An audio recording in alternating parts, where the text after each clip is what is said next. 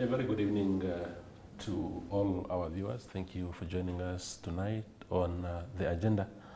My name is Toivo Njebela. Tonight on the platform we are joined by Ally Angula. She is a presidential candidate for 2024, and we just want to again touch base with her as far as her campaign and all her plans are going. So, Ally, thank you very much for making time. Thank you so much, Toivo, for the invitation. For the invitation. Yeah, sure. Thank you for the invitation. Yeah, sure. Absolutely. So, I think when you started, when you announced your ambitions, everybody thought you were just joking. Yeah. And we sort of expected this whole thing just to fade away naturally. Right. But instead, it looks like the opposite actually has happened. There seems to be some momentum being gained by your campaign. So what's happening there? What is the latest? So the latest is we are actively busy planning to start our countrywide tour to take our message around the country in terms of what it is that we are bringing to the table. We are very, very excited about the support that we've received. And that support predominantly actually came from that interview because it was people that were calling me after the interview that we did together and saying, but what is this thing that you're saying God told you? You know, some people, strangely enough, had received some form of vision or whatever it is a year prior to our interview. So we really, as a campaign, have got a lot of momentum. We are excited about the support that has come. And like I said, we're readying ourselves now to take the message to the rest of the country. So the candidacy, I suppose everybody, not everybody, but a lot of people can put up their hand and say, look, I am standing for president. Which is also essentially what you did initially, but there are subsequent formal processes that must take place in terms of the ECN regulations. Where do we stand with that? So with ECN, we have formally written to them late last year, if my memory doesn't fail me. And but before the announcement, I had engaged them. I had gone through to their office to just understand this process. There's a lot of people that have called me bold on this journey, but I recall that day so well because I left my house and I got lost going to the ECN's office. And I actually had to park my car and I said, how can I get lost going to ECN, you know? Is that a sign? It was fear. It really was fear. So I then had to say to myself, if I'm becoming afraid, then I know definitely fear is not of the Lord. So I must just kind of calm myself and find this place and go. So around February last year, I went through to their office to just find out what's the requirement, what is the expectation. And then we have written to them formally, declaring that we will be entering the race as an independent candidate. Of course, presidential candidate. Their process is vastly different for presidential candidates, especially an independent one to a political party. So as a political party, you can register your party at seemingly at any time, at any point, for as long as you've got the 3,500 signatures, which doubles for an independent presidential candidate. You need 7,000 signatures. And you only have a certain window, which is in the 2 days before the nomination, which is on the 14th of October, to submit your signatures, and then they will go, I'm assuming, go through a verification process, and then the nominations will then open on the 14th of October. Then they will then confirm which are the candidates that will be vying for the presidential seat come elections in November. So we've done everything that we need to do from our end. We're then waiting for those 2 days prior to submit all of our signatures. Yeah. And what we're doing now is saying, well, if we can get the message out to the Namibian people, as the Namibian people start to register and get their new voters registration numbers, which is also something that's different from the old elections. So every change of administration, which is 10 years, there is voter registration that needs to happen. Yeah. But if I take my voter registration number from the new one now, or the last one, compared to the previous one, it was the same. Yeah. But going into these elections, the voter registration numbers are going to change, which kind of complicates things a little bit because you can't gather those signatures beforehand, before the current registration period is started. So it kind of squeezes the amount of time that we have. But we think the message is strong enough to carry in for us to get the necessary signatures. In fact, it's now become the least of our worries. Yeah. Are you confident of garnering 7,000 votes? Do you have 7,000 supporters in this country? Look, I think if you cannot bring those 7,000 signatures to the table, and it's broken down very nicely because it's 500 per region. If you cannot get 500 people, members of the public, they're not voting for you. They're just saying, we are agreeing for you, for your name and for your name to appear on the ballot paper, then I think you shouldn't be in the race. But from all the people that we've engaged, really every day the support, it almost feels like it's a ball that's now starting to roll down the hill. So we're not at all worried that we will not get the required numbers. Yeah, sure. Now, speaking of momentum, there was an issue with that was in the papers that Dimbulukani Nauyama, who was really a very good energy within your campaign, has quit your campaign. What is happening there?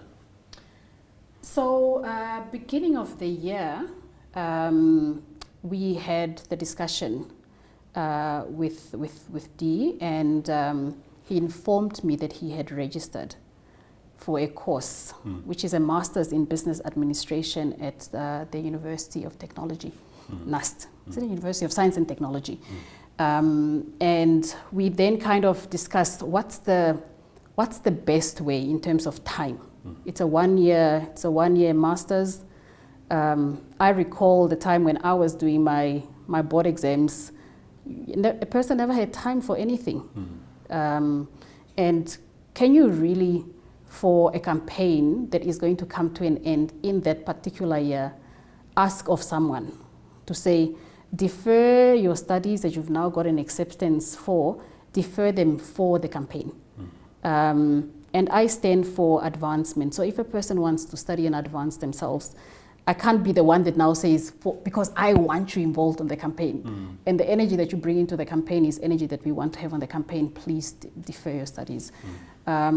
So what we then agreed was to say, if there is anything from a strategy point of view, where we need to really engage around campaign strategy and confirm and have those type of engagements, will you be open to that? And he said that he will be open to that. What I am so thankful to the Lord is we haven't yet come to the point really where we've gotten stuck. So if you kind of see the momentum that we've had since the beginning of the year, this conversation with Dimbulukani was at the beginning of the year. It was in January. And the team has really carried the weight of the campaign since then. We are now in April. And we seem to be doing well. Yeah. So there's no bad blood? There is no bad blood. It was an amicable departure? Yeah. Okay. What do you say, Ali, to people who say that the bar for president or for one to stand as president has been lowered? It's too low. Last week, Rosana Mrs. announced her campaign. I am not questioning her credibility as a candidate. I'm not questioning yours either. But the ease with which one can declare themselves as candidates, is it a good thing for our country like that, or do we think that there has to be some sort of stringent, maybe not too draconian, because you also don't want, especially those that are governing the country and those that you will be challenging, to tighten the rules too much for their own sake. But to be president, there has to be something about a person, your personality, your qualifications. You ought to have something, especially in the era that we are in now. Sam Nujoma became president, didn't really have the papers, but he was a credible candidate with the liberation credentials that he had and the military sort of understanding and all that. What is your take on this issue? Look, I welcome as many people into this field as possible. And my hope is that the best ideas carries the day. And then matched with the ability to implement those ideas and execute on those ideas. I think if we look at all the people that have kind of put up their hands, so you've got Doctor, who was an independent candidate in the previous elections.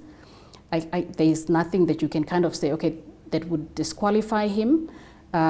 If you look at other doctor from the university, possibly the youngest candidate, if he carries through and continues to run.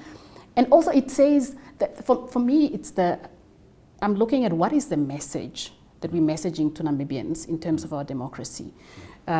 So for the doctor from the university, it is, as a young person, if you feel that you've got the energy, you've got the ideas, and there is a voice that will listen to what you're saying, then by all means, if you meet the criteria, then by all means, put up your hand and run.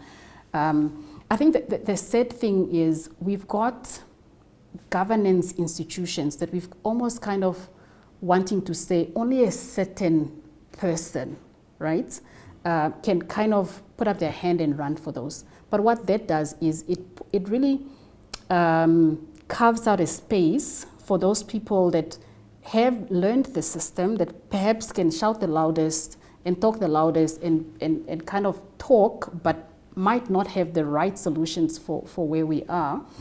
And we've seen it in government. I've seen it on SOE boards, for instance, that I've served on, where we make it almost such a protected space for certain voices, right? And it doesn't lead to the mass of intellectual conversation that we need to even be having there, being amassed on those institutions. Same if I look at the Ministry of Finance, given the challenges that we are facing as a country, you would hope that that institution is staffed with the brightest, it should have the biggest number of CAs. But people are scared to get involved in public office. People are scared to get involved in offices where it seems it's the preserve of a select few. So for me, it's more important what's the message and certainly for me, it's what's the message to a young Namibian female candidate that in the future wants to say, actually, I do feel like I can bring something to the table. I can contribute in terms of what my country needs at this point. I've got the skills, I've got the professional background. And certainly I've got the stamina in terms of my personality to be able to carry through what I am proposing. And I think maybe if we kind of have that type of conversation around, is a person qualified or not qualified to have this role of leadership, I think that should be the conversation that we should be having. And I can't see anybody in the field that kind of is not fit for this race. And we'll see that in terms of the ideas should carry the day. And then do these people have the energy to be able to do what they need to do come the time when that needs to be done. And also, in terms of, and I think for me, this election is actually possibly going to be an age conversation. Yeah. The world is changing so much. I use the example to say, my generation has seen so much change. If I was saying to the team now that I found cameras that we used to use at the My Republic studio. And I was looking at those things and I was saying, okay, but can we still use this? In my mind, I was actually asking, I was questioning myself. Then I had to say, but hang on, this is the same quality as your phone now. Yeah. But those cameras we bought 6-7 years ago. Yeah. So the pace of change is so rapid. So for me, this race is really about the age. Are you able to handle the pace of change? Yeah. And are you able to actually, in this tremendous pace of change, are you able to bring ideas that match the season and the time? Yeah. Yeah. Are you suggesting, for example, that Netumana Ndaitwa is too old? Very much. Okay. Okay. Yeah, sure.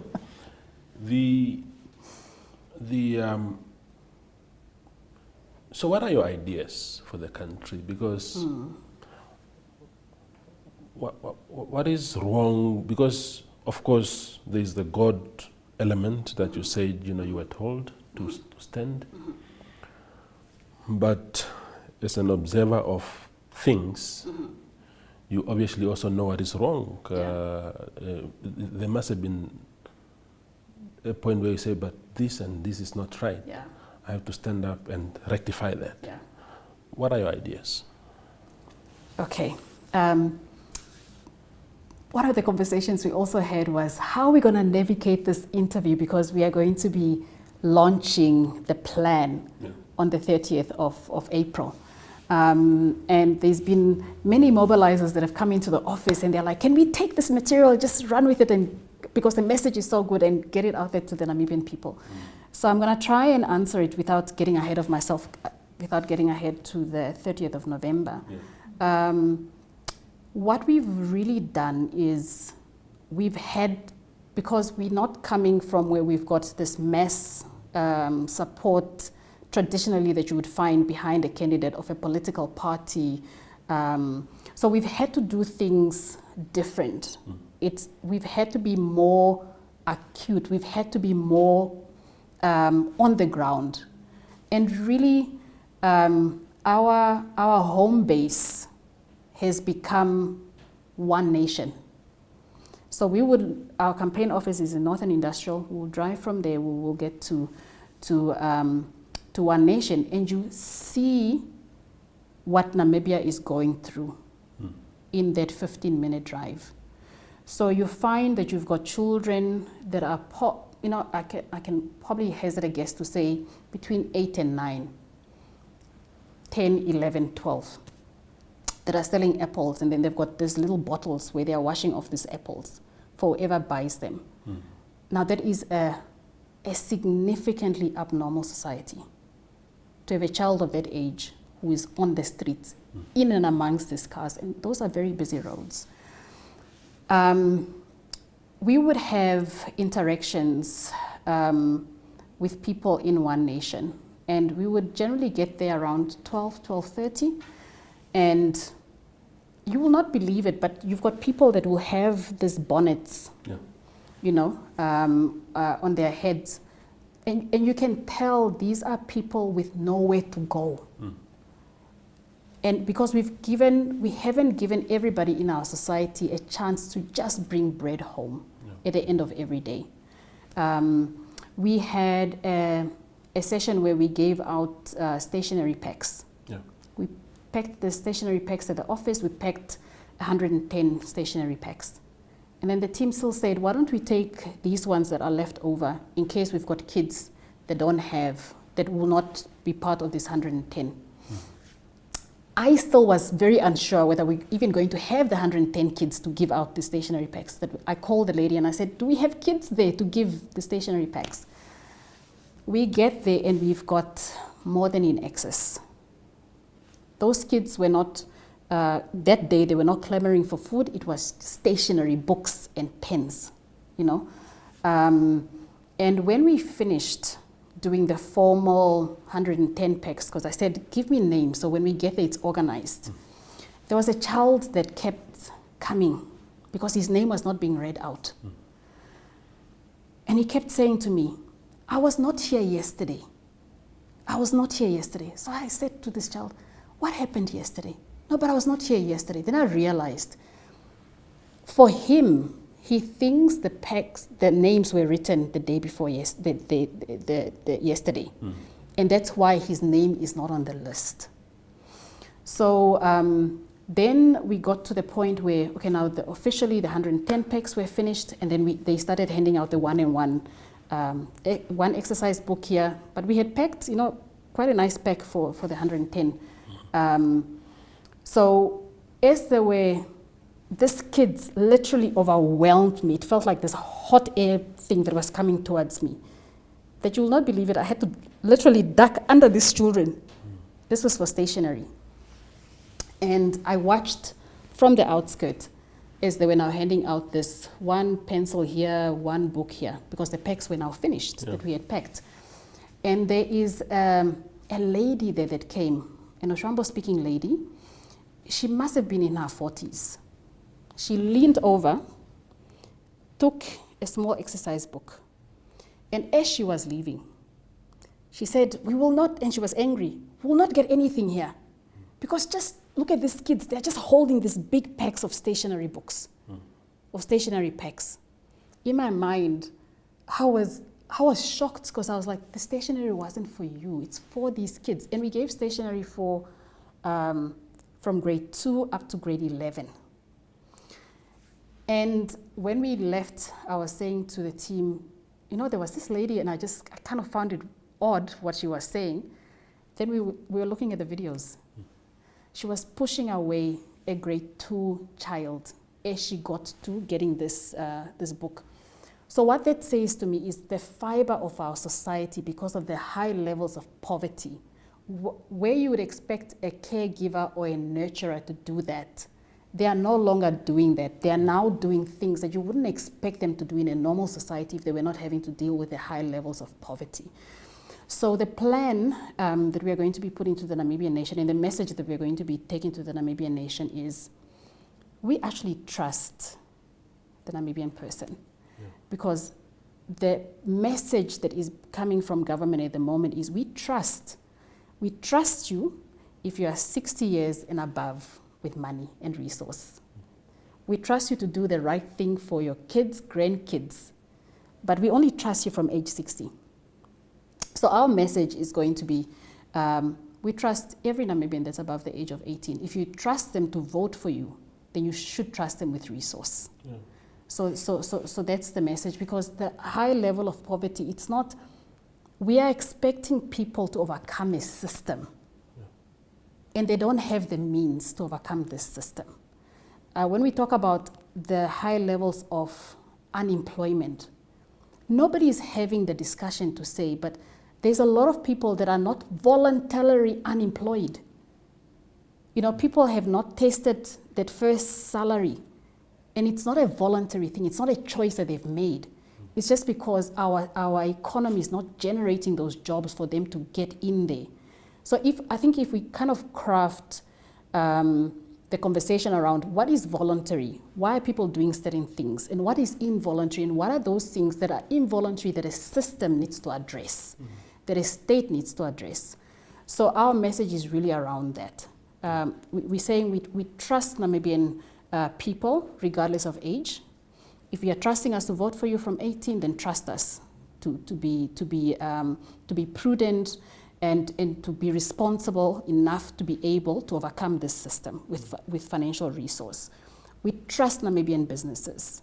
Now, it is evidently clear that we've got a state that gives multiple chances to SOE CEOs. You can fail multiple chances and you get bailed out.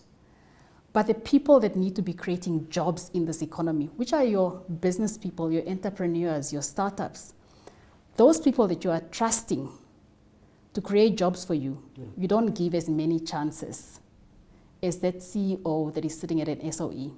So you're a first-time business person. A lot of us are first-time business people because just given our history as a country, it's the first time that we're getting into business. You've got one chance to get it right. You get it wrong, we take you to court, and this is the state taking people to court. And we kind of have this separation. It's not state really, it's Agribank, it's DBN. No, it's state. State should only be taking people to court when there's a criminal case. Here, we've got state messaging to us. Our SOEs, you can blunder as many times as you want. As a CEO of an SOE, we will bail you out. For our job creators, blunder once and you're in court, you are listed on ITC for 30 years. You are literally out. So our message is really against some of these things that we're seeing that are highly abnormal in our society. But like again, I said, I don't want to get ahead of the 30th. Yes. And of course, you will get the invitation, and we will share in great detail what it is that we're taking to the Namibian people. Absolutely. But essentially, it's about trusting the Namibian person and saying some of these things that we've accepted as normal, they are not normal. I hear you. And we have to turn them around. Small break, and then return with Ally Angula.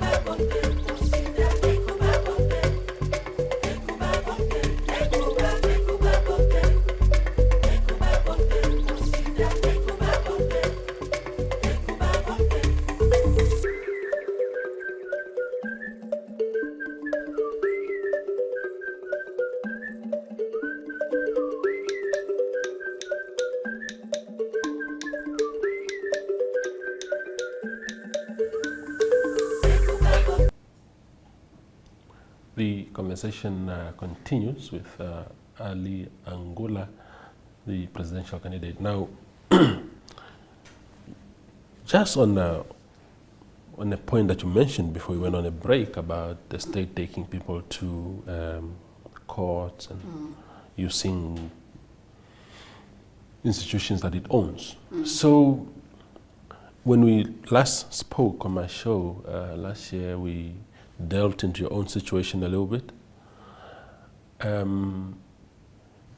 Does your situation where you owe, I think is DBN, and then, essentially that.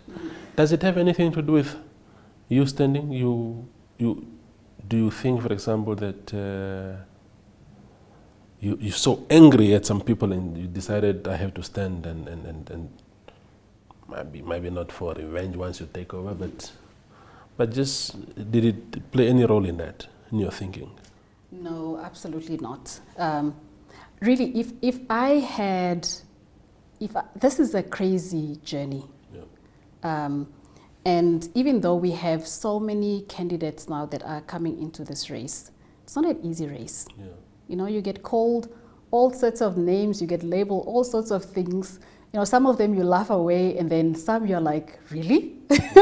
So it really is not an easy journey. So if it really wasn't for that nudge, and this morning I was reading Psalm 118, and I actually realized this is where I had written the date when I had that dream. It was the 28th of August, 2021. If it wasn't for that, I think this requires some kind of courage and boldness. That if it wasn't for that, I wouldn't be doing it. I don't think anger kind of gives you that fuel. You can only be angry for so much before you realize it's actually harmful to you. And there've been certainly many conversations that I've had with the former CEO of the Development Bank, but the conversations have largely been around, if I, a person who's got access, have to almost jump this very high fence, what about that person who doesn't? You know, a person who can call the CEO and say, you know, this process of yours is really, really frustrating, and has got no outlet. They've got no ways to express themselves other than having to deal with it themselves. And there's a lot of people during this economic downturn, which is actually carried on for way too long, that have not just lost their businesses, not just lost their livelihoods, and have had to put people out on the streets. They've lost their homes. I'm sitting in a fortunate position that I really feel blessed that whatever could be taken was taken, but the bulk of the things the Lord has really retained for me. So I'm not sitting in a position where I've had to relinquish my home or lose my home. And there are those people that have lost their homes, but not only that, there are people that have killed themselves because they have seen no way out. And I know a couple of names. So for me, it's not anger. Okay. No, okay. It's definitely not that. It's just to say there is, certainly there've been many times where I've had to ask, okay, but why this experience? You know, why did I have to go through this experience? You know, I set out to create jobs. We did that. We had a factory that employed 89 people on a full-time basis. We had a farming operation that employed 15 people on a full-time basis.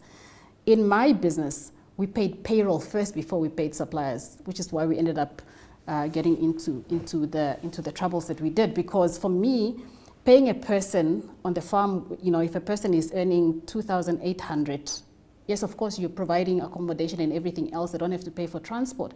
But that 2,800 is more important to them than a massive supplier who doesn't need that 2,800. And that is the way that my mind worked. Now, and what happens in a business is those people buy into your dream. It's not just about starting a factory. Yeah. You know, that person gets up every morning, they've got a job to go to. They can go home, they can take bread to their children, even if it's just like a lollipop to their child, because they are working, they've been given an opportunity to earn something. And when something like a factory closes, it doesn't just shatter the dreams of the person. It shatters the person that started it. It shatters the dreams of the people that were hanging on to this dream. And there are a lot more. So for me, one of the besides asking, okay, why did I go through this experience? I've really, and this happened probably four years ago, where I've had to get into the position of what's the lesson? What's the lesson? Yeah. And if a person can get to what's the lesson, there's never a situation, even if you are not the one that is at fault, or you argue to yourself that you are not the one that is at fault. Yeah. There's a lesson that you must take from it, or else you will keep repeating that. Yeah. No, it's not anger. Anger. No, not at all. How are you addressing those debt issues? Of course, we want a president assuming office with on a very clean slate. Are you busy addressing those things ahead of March 2025, where you could be availed as president of Namibia? I have to. Yeah. I have to, as a responsible individual. I have to. There are some times where a person is unable to. And in those times, I then get to feel like the pain that not just like 20% of the Namibian population is going through, but a significant majority are going through. And then you'll have the conversations with your creditors and you say, okay, but hang on. This is, because before I started the business, consumer credit was something that I didn't support. it's not something that I had myself. So even all of these business-related sureties that I had signed, which, you know, as a person, you kind of, when you're going into it, you're saying, I'm banking on myself. You know, it's my skin in the game. So even with that, where I know it's not money that I took to use for myself, it was going into creating jobs and it was going into a business. A person must still be responsible for that. And of course, there are times where I just can't make the payment. I just can't. And I'll have to say to the person, well, I just can't. But many of the responses is, okay, we're going to try and get as much blood out of this stone. And I honestly have those conversations with them. I'm like, you're trying to get blood out of a stone. And if the situation changes, and when it changes, then we start again the repayment. So I've had those kind of cycles where the person is all right for 3-4 months, and you're making the monthly payments, and then there's 2 or 3 months where you can't. And I have the honest conversations with them to say, I can't.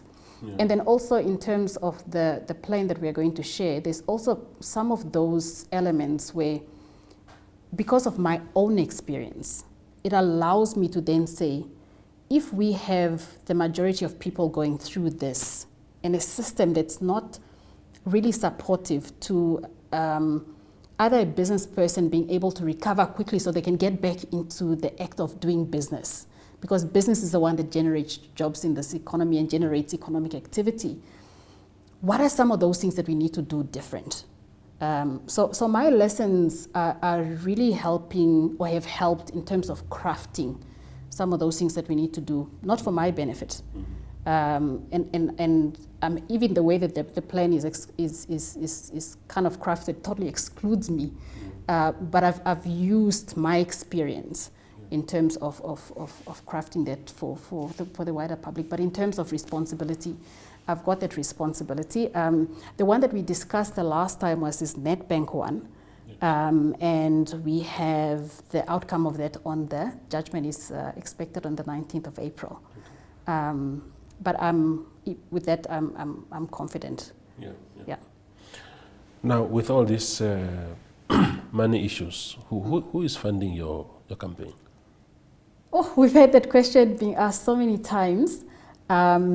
So at the moment, and this will sound so strange, but it's because, again, of where the nudging is coming from. I've had a conversation with the Lord. There was a time, because I like to control things. I want to know where something is going. I want to know I'm getting money on this date, and it's coming from this person, and this money is going to go into this banner, it's going into T-shirts or whatever it is. That's how my mind works. So there was a time when I really would call people up and I'll say, you know, support us in terms of what we're trying to do. And I have come, and then you will have those people that will support you. But I've come to the point where, because where we are going, I know and I get the sense it's going to require a lot of money. So I've said to the Lord, I'm calling no one. I'm calling not one human being with flesh and blood. I'm not calling anyone to fund this campaign. I'm not going out to solicit for money, because this is your campaign. If it's your campaign, it will stand. So I've said to him, this kind of me wanting to control everything, and the scripture that I'm standing on is, I have to trust him with all my heart, and I'll not lean on my own understanding. So in terms of funding for the campaign, we have people like today. Today, as we were in the office, we were having a meeting with the guys from the basic income grant, and I just received a message. This is as much as I can do. And when I looked at the amount, I was like, okay, no, that's fine, because now we can go and get, I said to the team, okay, from here we need to buy 10 cell phones. From here we're going to buy 10 cell phones, and then we now can pay for a banner. And I'm not calling. Okay. Yeah. You whenever somebody stands or enters a political race, there are always these conspiracies. Maybe some are not conspiracies, maybe it's true. There's always this idea that there are people behind you, you are a front of some powerful people and stuff like that. Are you fronting anyone? No. You're not fronting anyone. I can't even talk for God. Yeah. What is No. You are a niece of Ally Angula? Yes. What is his attitude towards your campaign? Oh, very interesting question, because I went to him and we sat, and he said, all these newspaper articles, it's going to embarrass the family. Yeah. That was the first comment. Yeah. And I said, how is it going to embarrass the family? Then he said, why don't you just do something small, like start a soup kitchen? Yeah. So I looked at my uncle and I said, people are hungry, but my background is really as an enabler. Yeah. So if I start a soup kitchen, how many people are we going to feed versus giving people the ability to be able to feed themselves? Yeah. And then my dear uncle says to me, you know, if I go to the shop now, people come up to me and they say, comrade. And when they say comrade, I know they want $5. So I looked at him and I said, how many $5 do you have? And so as he said, I must start something small, you know, kind of ego kicks in. So I got up and I was about to go. Yeah. And then I said, oh, as I was coming in, the gate seemed like it was stuck. It was halfway. Yeah. Then he said, yeah, I've called the guy that must fix my gate, and he's only coming over, during the week. It was over the weekend. So I said, okay, no, you must put it on manual. Then you can pull it and close it. He said, I've tried to do that. I said, no, let's go. So we walked up, then he tried to turn the thing. I said, you are turning it the wrong way. Yeah. You must turn it the opposite of where you'd expect, and it must become loose, and then you can move it. Then he says, these kids that are exposed, yeah, there are things that they know. So I laughed. Yeah, yeah. So as I got into the car, he says, Madam President, this year, at the beginning, we had the unfortunate passing of my late uncle, Ally Angula. And while we were there, they've been school friends. In fact, my parents met because of the two of them knowing each other. So he was seated there, and you can really see he's moved by the passing of his friend. And as I went there, then he said, incoming president. And I had another uncle standing there, Uncle Joel. Uncle Joel Kapanda is married to my mom's sister. And he laughed. And Uncle Nas turned around and said, but everybody is welcome to dream. Yeah. Yeah. Yeah. So I can see his views have changed. Yeah. From you need to start something small. Yeah. And then, of course, in our culture, if your father says something, that's a blessing. Do you think Nahas will vote for you? Or will he vote for Netumana Ndaitwa? I know it's a secret, but out of conviction, what are your thoughts? Out of conviction, he will vote for me. Yeah. Okay. Yeah. So I want to draw a quick comparison, because when we have candidates, a number of them, we must go for the one that we think is best, yeah, for the sake of our country. What makes you a better person to lead this country than Netumana Ndaitwa? I mean, there are many other candidates that, of course, she's coming from the ruling party, so yeah, she will be a proper contender. Yeah. So what separates the two of you? And not only is she coming from the ruling party, but the season that we are in, it is a woman that is going to lead this country come 2025, 21st March.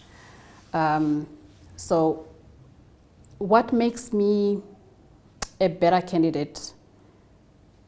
Firstly, my beliefs are really founded in the fact that we have to look after, this is what my word tells me, I have to look after the needy, I have to look after those that are oppressed, I have to look after the orphan, and I have to look after the widow. Yeah.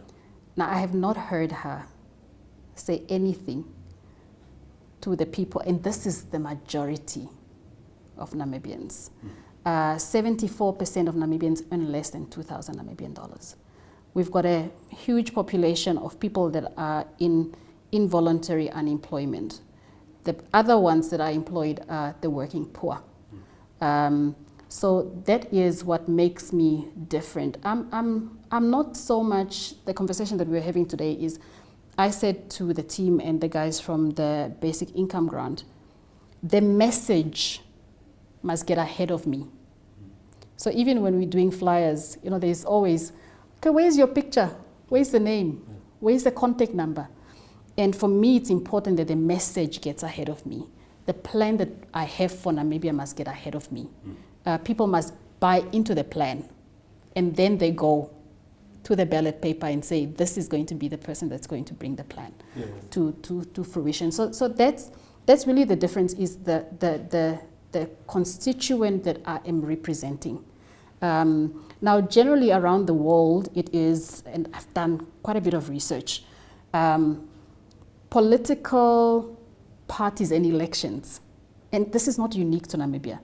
The people that vote are the elderly, right around the world. If you kind of take the US elections, who have got more elections than any other democracy, it is the elderly that vote.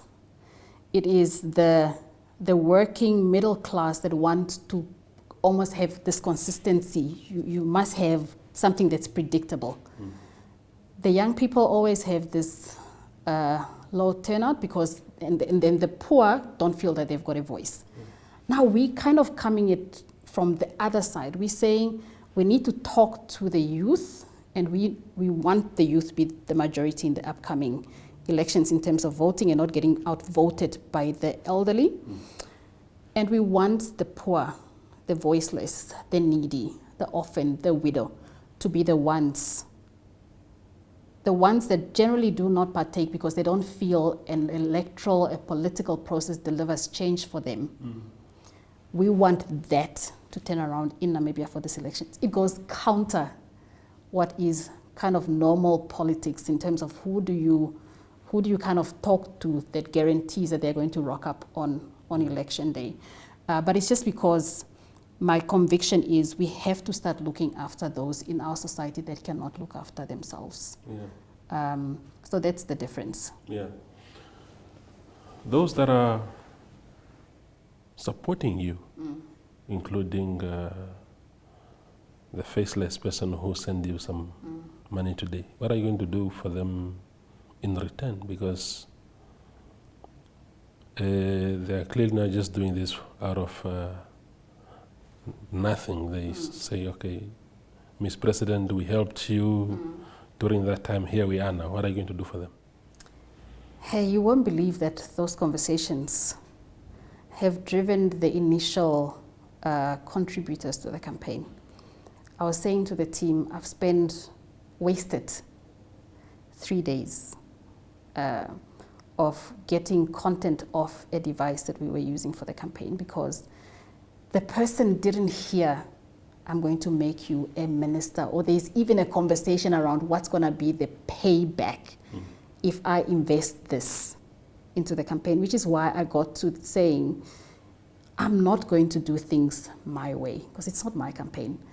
And I believe that if I don't do things my way, and I'm very clear, if you're coming to me and you're saying I have this kind of expectation that I didn't create, I'm very clear to say I'm not going to be making those type of commitments. And of course it leads to people kind of, okay, I'm not getting anything from this, kind of whatever I donated to you, give it back to me. And I'm just like, you know, by all means, because I cannot make those kind of commitments because it will be selling out what the vision is, which is giving power, political power, to those that don't currently have it. Yeah. There was a very good shot in the arm, as they call it, when two political parties, the United People's Movement, UPM, and NEFC, rallied their support behind you ahead of the elections. Well, how much does that mean to you? A lot. It means a lot to me because of their own convictions. So when we're talking about some concepts and some ideas,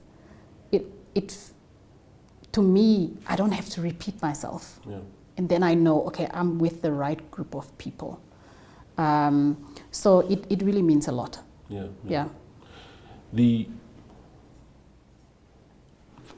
This election is likely to, it's one possibility. I'm not saying it's likely, but the possibility exists that there will be a lot of split votes, to the extent perhaps that there won't be an outright winner with a 50%, 50 plus 1% that is required to make one an automatic winner. Should that be the situation? Let's assume Ally Angula got 48%. And she has the highest votes. Everybody else is below that. It puts you in a position to negotiate. What kind of alliances would you seek for? What kind of people would you want to work with? Very briefly, my time is almost over. Who qualifies, who would attract an alliance with you? Because I'm asking because there are people who are sworn enemies. They say, couldn't care less in what situation I am in. I am ANC, I will not work with the DA, for example, in South Africa. In your case, what will you do? So we've already looked at that scenario and not looking at it from the fact that this is going to be our first election where it is as important as our 1989 elections. So we've looked at it from a slightly different angle to say we actually want to have this conversation of a government of national unity. Because this thing where the majority overrules a good idea just because it's a majority needs to come to an end. So we've engaged a couple of political analysts, well-known political analysts, and we've gone to them and we said we've got this notion of this government of national unity. We know that there are those that will listen to us. We know that there are those that will not listen to us. How do we approach this so that we can really have as many people coming to the table as possible? And there's a letter that's going to be coming from my office, going to all the political parties before we get to the elections. And it's going to request that we talk and we meet about this government of national unity. Because like it or we don't like it, we now need to get to the point where we think only of the Namibian person. And we cannot do that where we are in factions and political parties carries their voice over the Namibian people. And we cannot have where it's the political parties' ideas that essentially get deployed using government machinery, even if it is not for the broader majority of Namibians. So that's the way that we're approaching it. So we're not waiting to get to that point. So we've engaged and we said, okay, coalitions, we've had now the example of City of Windhoek. When we take this message to all these political parties, how do we avoid that conversation around, okay, coalitions don't work because we're seeing what's happening at the City of Windhoek. That is kind of driven the fact that we need to start having these conversations now. And we are not having it because of what the outcomes are going to be. We're just having it because it is the right thing to do. Wonderful. Ali, thank you very much for making time. Thank you. We'll call you back again later in the year. Happy to come. Especially after once you have officially released your manifesto and everything. Happy to come. That was Ally Angula. She is a 2024 presidential candidate, sharing with us her road to that destination so far. Thank you for watching.